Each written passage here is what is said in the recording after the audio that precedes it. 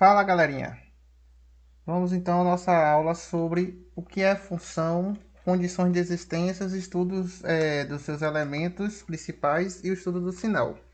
Essa aula vai ser dividida em três partes, para o vídeo não ficar muito longo, porque temos uma parte só de atividades. Na verdade, duas delas é de atividades. Então, para não ficar muito longo, vamos dividi-las em três partes. Primeiramente, o que é que a gente vai falar de função? O que vem a ser uma função? Temos uma ideia meio intuitiva, que é o que? A distância percorrida por uma bicicleta pode ser escrita em função do número de pedaladas executadas pelo ciclista. Como assim? Conforme o ciclista ele pedala, ele alcança uma determinada distância. Então a gente diz que a expressão em função indica como esses valores das grandezas estão mencionadas, elas estão se relacionando. Então, a distância percorrida depende do número de pedaladas. Então, existe uma relação entre as grandezas, distância percorrida e pedaladas. Vamos pensar um pouco mais sobre esse assunto. O que é que a gente vai chamar de função? Vamos ver uma outra situação, exemplo, e depois a gente vai definir formalmente.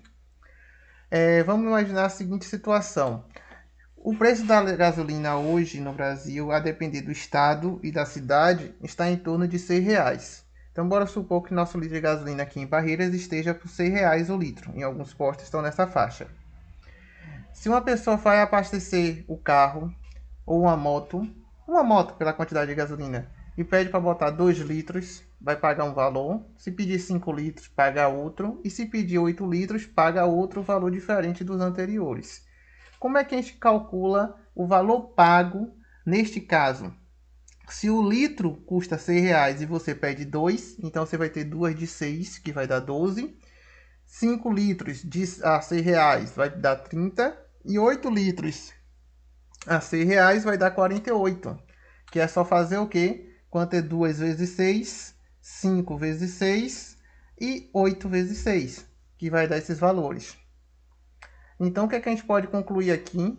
Que existe uma relação entre as grandezas número de litros e valor pago. Exatamente, grandezas. A gente falou na hora que estudamos regra de 3 simples, direta, inversamente proporcionais.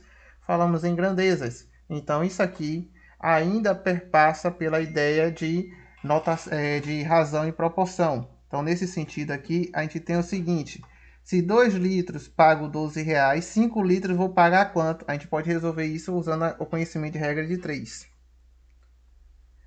Então, o que é que vem a ser a função? A gente fez em forma de tabela. A gente pode representar essas funções ainda em forma de diagrama. Então, temos aquela nossa tabelinha com o número de litros abastecido e o valor pago por essa quantidade. Podemos relacionar em diagrama. Diagrama é a ideia daquela de conjuntos. Então, eu tenho aqui um diagrama, chamei de conjunto A, o número de litros abastecido, 2, 5 e 8 litros, e conjunto B, conjunto do valor pago por esses litros de gasolinas. Aí tem a seguinte relação: o número 2 está associado a 12, 5 litros está associado a 30 e 8 litros está associado a 48. Então, chamando de x os elementos do conjunto de A e y os elementos do conjunto de B, a gente tem a seguinte relação: para cada número x, a gente tem associado um número y. Isso aqui dá a notação, a ideia de uma função. Então, como é que vamos definir matematicamente uma função? Existem outras formas de escrever a definição. A que foi escolhida para a disciplina foi essa daqui, apresentada em tela. Considerando dois conjuntos A e B não vazios, então está em o quê? Que esses conjuntos têm que ter elementos. Dizemos que f é uma função do conjunto A em B, ou, se quiser ainda chamar, y é uma função de x. Se e somente se, olha aqui a condicional, se e somente se, para cada elemento x de A, existe um correspondente único elemento y de B. O que isso significa dizer? Dois conjuntos A e B não vazios será chamado de função de A em B, se e somente se, para cada elemento do conjunto A, existe um único correspondente no conjunto B. Então, para cada elemento de A, tem que haver um único elemento em B. Esse é o princípio da função. Então, voltando lá para aquele nosso exemplo da gasolina, aí temos essa associação. 2 para 12, 5 para 30, 8 para 48. Para cada elemento do conjunto A, deve haver um único elemento no conjunto B, para cada um deles. Isso é o conceito de função, onde associa para cada número x, um número y para ele. Em notação de função, a gente pode notacionar uma função com essa linguagem. F de A em B. Então, aqui é uma linguagem que significa dizer o que? Essa notação está dizendo que F é uma função de A em B. É função de A e B. Essa linguagem que está traduzida em notação. Qual é a condição de existência da função? Para que uma função exista, temos que estabelecer duas condições fundamentais. Então, se F é uma relação do conjunto A para o conjunto B, para ser chamada de função, ela tem que ter essas duas condições. A primeira, está definida em todo elemento do domínio, ou seja, todos os elementos do conjunto domínio têm que estar associados a um elemento no conjunto do contradomínio. O que é domínio e o que é contradomínio? Domínio são os elementos do conjunto de partida, no caso, os elementos do conjunto A.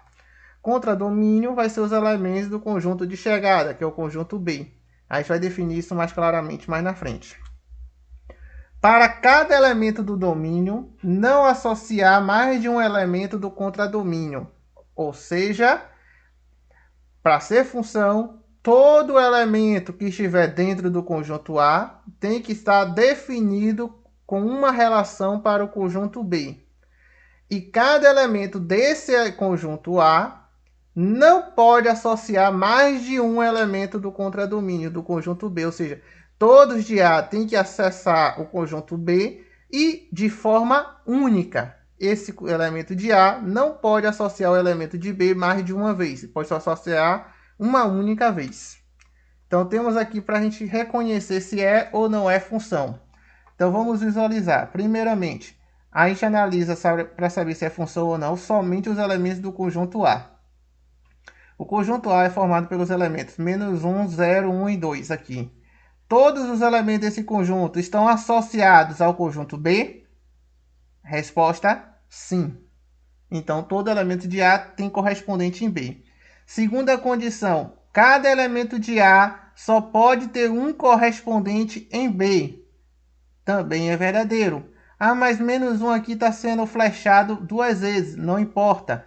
A condição de definição da função estabelece que para cada elemento A só pode haver um correspondente em Y. Agora, quem vai receber essa flecha lá em B é outros 500, é outra história.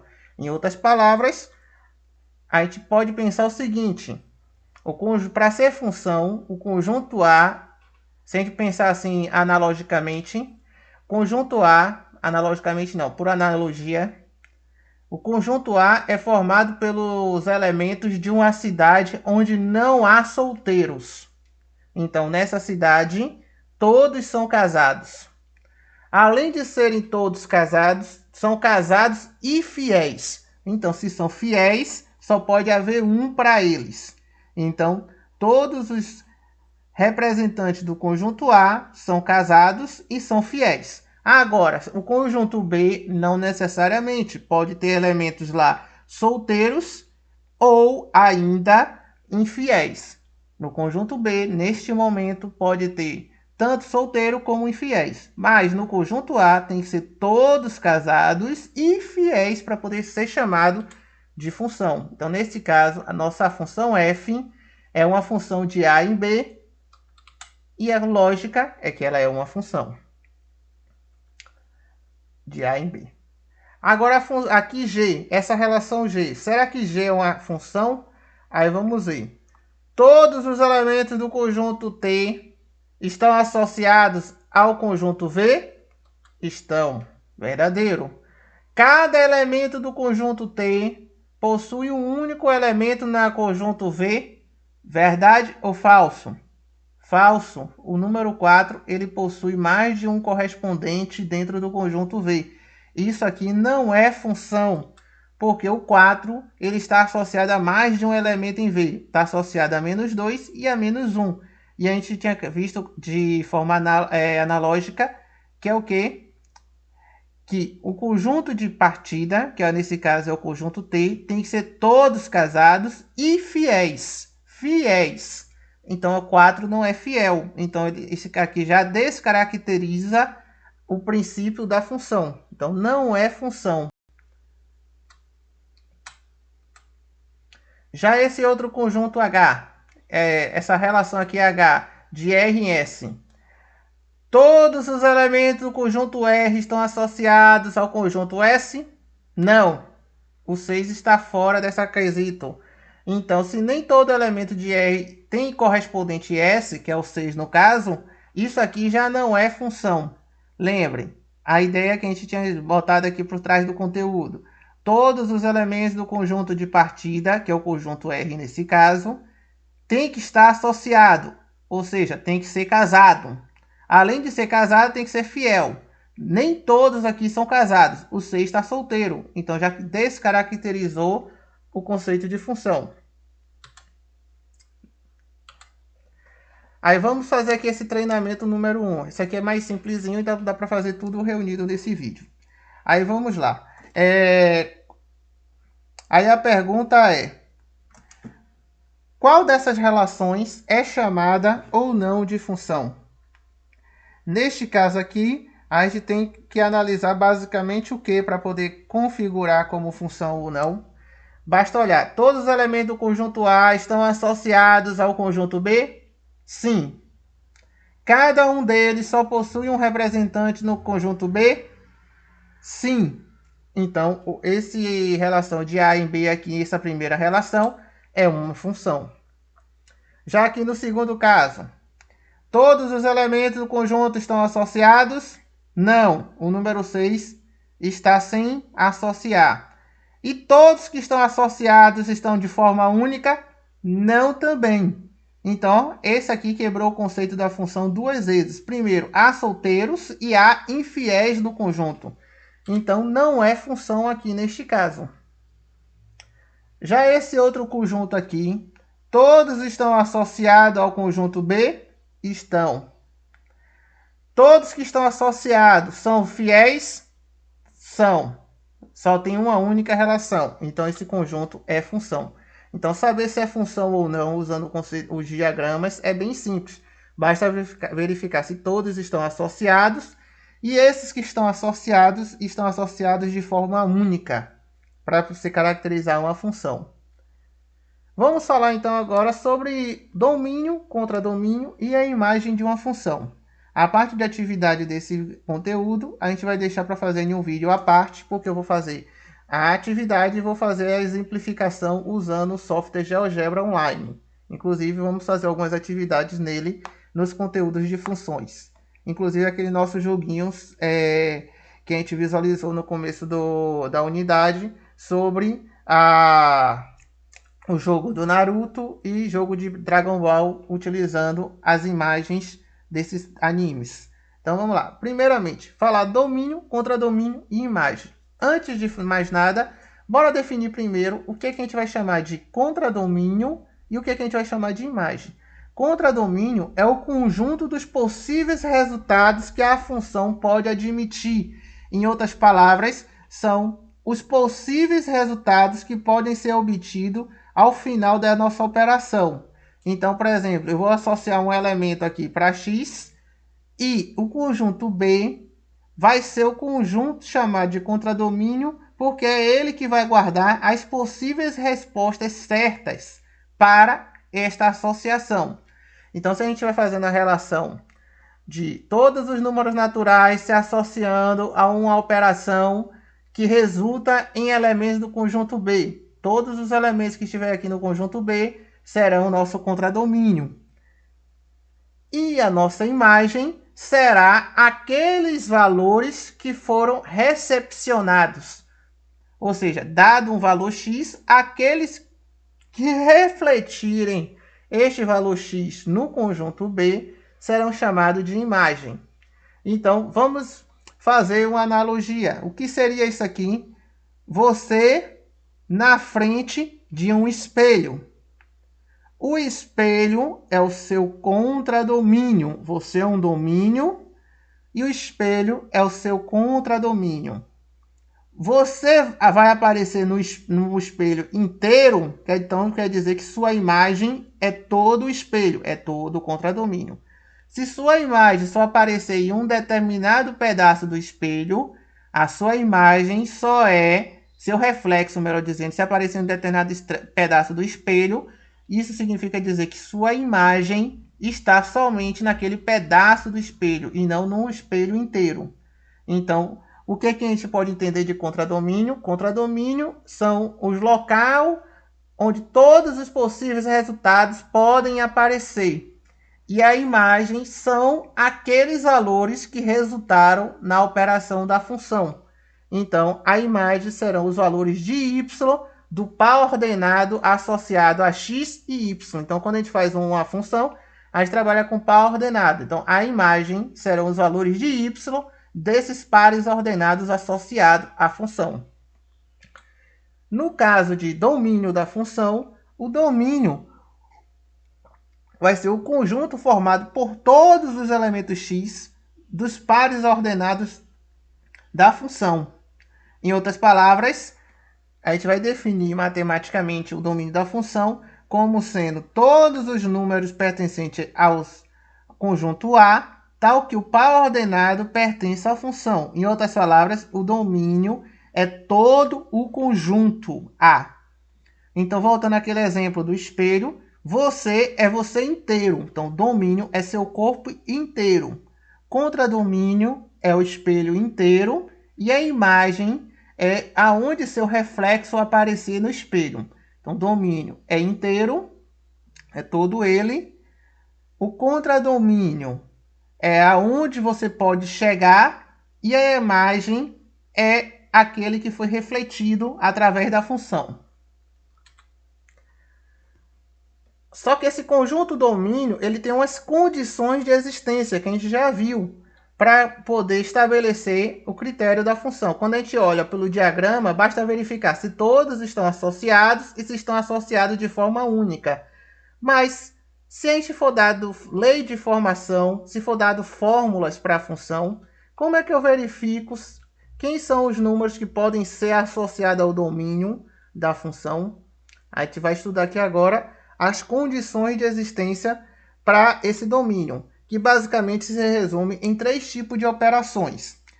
Quando a função for polinomial, o que é uma função polinomial? É uma função do primeiro grau, do segundo grau, do terceiro grau. Então, a forma ax mais b, ax² mais bx mais c. Então, as funções lineares, as funções polinomiais, são as funções de grau.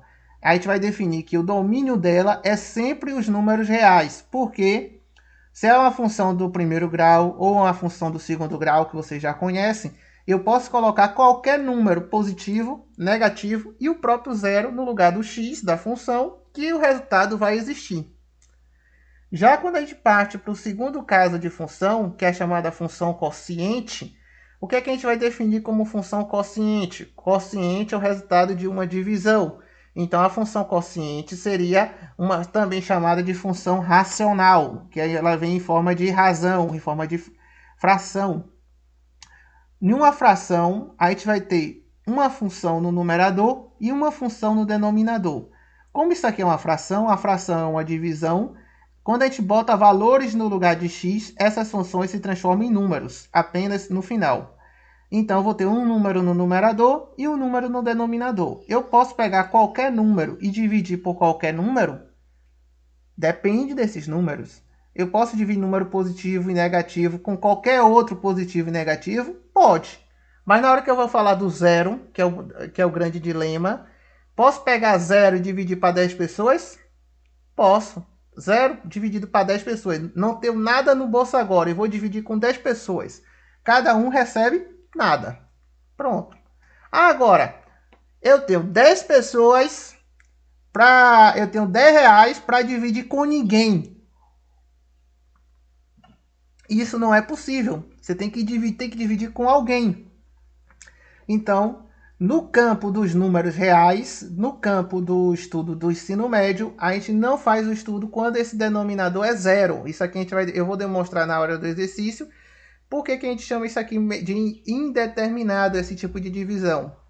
Então, neste caso, o domínio dessa função será qualquer número real menos o que faz essa conta do denominador zerar. Então, é todos os números reais menos o que faz o denominador zerar. Que nesse caso, se eu chamar isso aqui de x, isso aqui qualquer número menos o zero. Se eu chamar de x menos 2, o que faz x menos 2 dar zero? O número 2, que se eu colocar 2 menos 2 dá zero. Então, isso aqui seria, em vez de zero, seria o número 2. Então, esse número aqui vai ser a raiz da função que está no denominador, o que faz ele zerar. O terceiro caso, chamado de função irracional, a função ela é dita irracional quando ela tem a forma de radical. Então, quando eu boto uma função dentro de uma raiz, essa raiz pode ser de índice par ou de índice ímpar. Então, se eu boto um número dentro de uma raiz, temos três situações possíveis. Ou ela existe, não, melhor dizer, temos duas situações possíveis. Ou ela existe, ou ela não existe. Isso vai depender de quem? Do expoente. Se a gente tiver no expoente par, raiz quadrada, por exemplo, raiz quadrada de um número positivo, tipo 4, existe e é 2. A raiz quadrada de 0 também existe e é 0. E a raiz quadrada de menos 4, quem multiplica por ele mesmo e dá menos 4, nesse contexto a gente não tem este resultado possível. Então não temos a raiz de menos 4. Então o que é que a gente vai fazer? Vai dizer que o número, o domínio dessa função será todos os números reais não negativos. O que é que a gente chama de não negativos? É aqueles maior ou igual a zero. A gente vai pegar a função e vai igualar ela a maior ou igual a zero e verificar quais são os valores que faz a função dar positiva ou zero. E se o índice for ímpar, tipo raiz cúbica de 8, por exemplo, é 2. A de 0 também é 0. E a de menos 8 é menos 2. Então, qualquer número que eu coloque dentro de uma raiz cúbica vai ter resposta. Então, a gente vai definir que o domínio dela é real. Aqui a gente vai fazer uma atividade no próximo vídeo e eu vou mostrar o gráfico dela no GeoGebra. Esse material vai ficar disponível para vocês acessarem no Classroom e vocês visualizarem, inclusive, o próprio gráfico do GeoGebra. Então, nos vemos no próximo vídeo e até daqui a pouco.